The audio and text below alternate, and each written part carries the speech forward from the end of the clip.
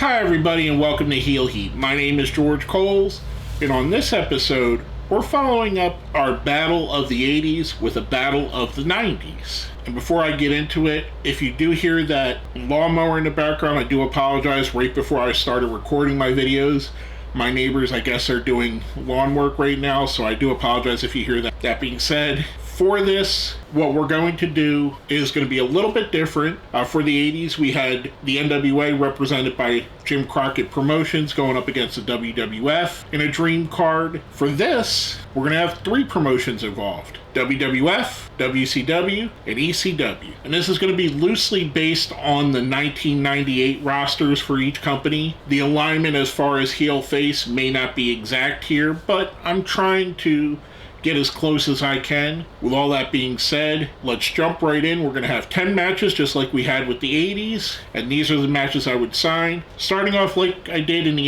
80s, I'm going to start with a battle royal, basically to get a lot of guys on the card. We're going to put 7 men from each company in here. The difference with this one, whereas in the 80s you could do a battle royal with no meaning, for this one the winner gets a future world championship shot in their specific company. So we have, representing the WWE, Mark Henry, Kane, Farouk, Jeff Jarrett, Steve Blackman, Mark Merrow, and Dan the Beast Severn. Representing WCW, we have Glacier, Fifth Finlay, Conan, Lex Luger, The Giant, Booker T, and DDP. And representing ECW, we have Chris Candido, Bam Bam Bigelow, Bubba Ray Dudley, Devon Dudley, Justin Credible, Al Snow, and Cronus. And for this, I would give the Giant the win. Obviously, I kind of went back and forth whether it be him or Kane, but I feel like in something like this, no one would argue with that, so the Giant picks up the win here, especially knowing that WWE was actively interested in him and would sign him less than a year after this. I would assume they'd be okay with that. Now moving on to our second match, this is where you're going to see some of the differences. Instead of straight up company versus company matches, which there are going to be some of those on here, or company versus company three-way matches, I mixed it up a bit in some of these. Representing WWF, we have Owen Hart teaming with, representing WCW, Bret Hart, going up against, representing ECW, Lance Storm, and representing WCW, Chris Jericho. Like I said, I wanted to mix it up a bit, and I kind of felt like this would be more akin to what you would see in the 90s, because a lot of the matches that would be considered dream matches we did see in the 90s. So seeing something like this would be a match that people would want to see. Basically, the old guard of the Dungeon in Owen and Bret versus the newer guard of the Dungeon in Jericho and Storm. Obviously, I'm going to give the win to Owen and Bret here. I think it's pretty easy to see this win, and I think it's a good match to start the show with, or be the second match of the show. It would be really interesting, really fun, and I think all four would work well together. Now, next up, representing ECW, we have Rob Van Dam going up against, representing WCW, Eddie Guerrero. Now, if you remember back to Eddie's time in WCW, he never was really looked upon as being a main-level star, whereas at the time, Van Dam was probably ECW's hottest wrestler, or among one of the 2 or 3 hottest wrestlers. For that reason, I do think they'd have an awesome match, but I would give Rob Van Dam the win here, giving ECW an early win in what they would consider an important match for their company, thus making them happy so they would agree to some of the other matches that we see coming up. But yeah, so that would be my match for Rob Van Dam and Eddie Guerrero. Next up, we have a dream match, which I think did happen in WCW, but I might be wrong. Representing WCW, the Nature Boy Ric Flair, and he's going up against an ECW representative, Shane Douglas, the Franchise. The Franchise called out Ric Flair for most of his time in ECW,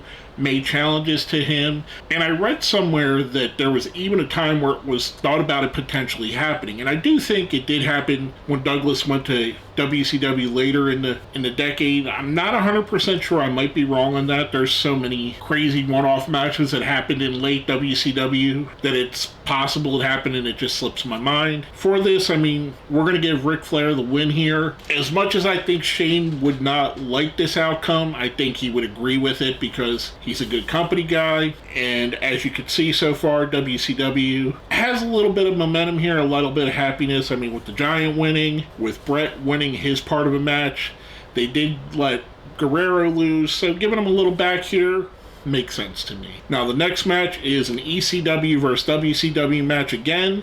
This time we have Tommy Dreamer and Terry Funk representing ECW, going up against Raven and Saturn representing WCW. Now, I know what you're going to say here. Dreamer and Raven, that's the big feud in ECW that would have already went down. Yes, it is. And I'm just like a heroin junkie when it comes to Raven and Dreamer. I don't care where it is or what it'll be. If you put on Raven and Dreamer now, I'm tuning in. If that happens on the pay-per-view, I'm buying the pay-per-view. I don't care that both men are in their 50s. I think Raven may even be in his 60s now. I don't care that both men are in their 50s now and can't wrestle anywhere near they could in their prime. I'm still buying that. The different dynamic that we didn't see in their ECW run is the addition of Saturn. But again, like I said, I know it happened. I know it's not necessarily a dream match, but it's for me to put on here. I think it's still going to be awesome. Raven and Saturn pick up the win because, as we know, Tommy Dreamer never wanted to beat Raven, and I think he'd be okay with this because eventually you're going to get back to that feud again, and eventually you need a reason for them to be fighting each other. Next up, we have the dream match that I think everybody in the world wants and everybody would expect to be here. We have The Undertaker versus Sting. And this one I'm going to have a little bit of a cop-out here. I don't think that either of these guys should lose this match. I don't think Sting should lose to The Undertaker, especially not in 98. And I don't think Undertaker should lose to Sting, especially not in 1998. Because of what they were doing in their companies, they were so important to their individual companies. Yes, they took losses, both of them did. But Sting was just coming off of Starrcade 97, arguably the high watermark of his career. And Undertaker was becoming the elder statesman, the guy that basically was the gatekeeper for the top of the card. So for that, I'm going to put this ending in a no contest. When a guy we've seen earlier, Kane, comes out and attacks The Undertaker, thus basically throwing out the match. Yes, I know it's a cop-out, but I don't see a reason to make either guy lose. So there we go. That is what we're going with here. Next up, we have a WWF versus ECW match. We have Mankind representing WWF, going up against Sabu, representing ECW. Again, this is another match we had seen previously. It's on Terry Funk's WrestleFest. It's on a couple different ECW shows that happened. However, other than the WrestleFest appearance, the others were Cactus versus Sabu. This is Mankind versus Sabu. And not that there's too much of a difference, there is a difference. The reason I put this here, even though we've seen it previously, this is kind of your king of the hardcore match, to put that hardcore brawling ECW style, if you want to give it a name here. Even though ECW is showing here all through the card, they're more than just hardcore. And the main reason I'm putting this here is to give ECW their biggest win on the card. Sabu will pick up the win over Mankind. Mankind wins and losses didn't matter. He can lose 100 matches in a row, and the fans would still want him to win the next 100 matches. He was solidified. He was a fan favorite, just like Sabu. But I think Sabu gets the bigger rub off of this. I think Mick has no problem putting over Sabu.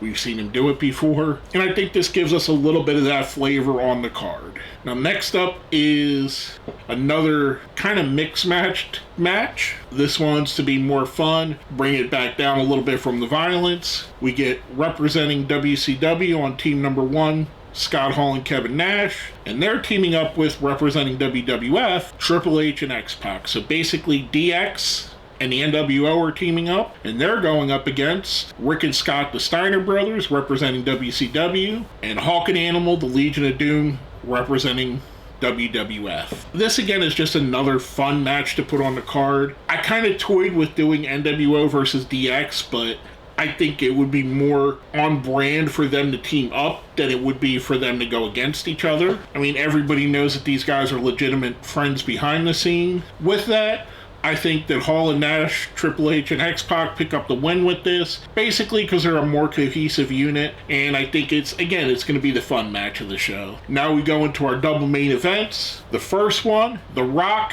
going up against Goldberg. Rock representing WWF, Goldberg representing WCW. Both of these guys were kind of still in their rise to being superstars. They had both already kind of made it there, but it was in the very infancy of that. And these would be the guys that were considered to be the futures of each representing company. For this, I think Goldberg picks up the win, just for the simple fact, again, much like I said with Mick Foley, Rock's win and loss record never really meant anything, because Rock could lose, the next night come out on Raw, cut a promo, and you won't even remember that he lost. You'll be cheering for The Rock again because he's just that good. He's The Rock. Again, Goldberg's going to pick up the win here, which helps us to smooth over the main event, which is going to be the biggest match I could think of here for the time frame, as far as their placing in the companies, as far as what it means historically. Stone Cold Steve Austin versus Hollywood Hulk Hogan. And the reason why I say this is the bigger match, I mean, you really have